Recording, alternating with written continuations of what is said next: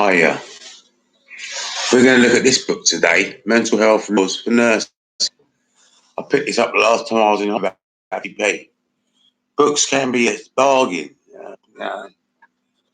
It says here, 1, Introduction to the Code of Practice and Other Guidance. Let's have a look at the Code of Practice on page 6.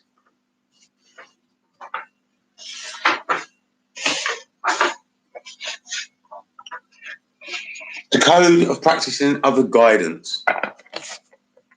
The Code of Practice section installs a mental nursing at homes and approves social workers in relation to the admission of patients under the Act, and also for the guidance of registered medical practitioners, nurses, and members of other professions in relation to the medical treatment of patients suffering from mental disorder. Whilst it is therefore principally concerned with detained patients, some of the guidance does not extend to the informal patient. Status of the Code. The Code of Practice does not have the force of law, but failure to follow the Code could be referred to in evidence in legal proceedings. In this sense, it is comparable with the Highway Code or the ACAS codes on employment practices. There are good reasons for keeping to the Code, and as following its provisions would be to the detriment of the patient. Review of the Code. The Secretary of State has statutory duty to review the Code and has delegated the monitoring of it to the Mental Health Act Commission.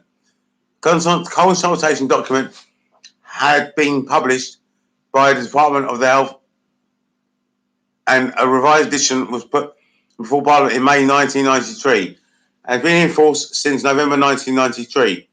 This process is ongoing, and an opportunity is therefore available to all those involved with the care of the mentally disordered to make suggestions for inclusion or amendments. This includes nursing staff who through their regular contact with the patients may come across anomalies or omissions in the Code.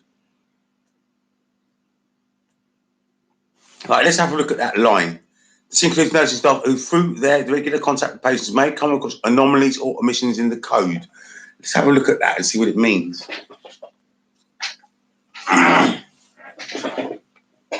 Right, anomaly, irregular, departing from a common rule. Now let's study irregular. Irregular, not in accordance with rule, not conforming to recognised standards, omit, to neglect, fail to do or perform. Right, and I've written underneath, how can you really have authority over me? I always knew about the anomalies and omissions. You are not experts, only God is an expert, or people with Godhead, like Rastafari. These people are a bunch of fucking idiots. They're not, it's just the blind leading the blind. Blind leading the blind. They're a bunch of fucking liars, the staff. And the patients are honest. If you're honest, you're a patient. If you're a fucking lying toe rag, you get everywhere in the world. So basically, the NHS is not doing anything. It says so in there. It just said that they haven't even got a code of practice. You're supposed to, since 1983, not one nurse has written in with a suggestion. Now, why are they getting more money? If they're supposed to write in and contribute to the code of practice and they're not doing it, why give them more money? Why give them more money if they're not doing their job? They're not doing their job. They don't think outside the box. They just carry on repeating the same patterns every day, like drink a coffee, like go to Costa Coffee. That's all they fucking do. They're a bunch of fucking arseholes of staff. I'm not just saying that, they are fucking arseholes, all of them.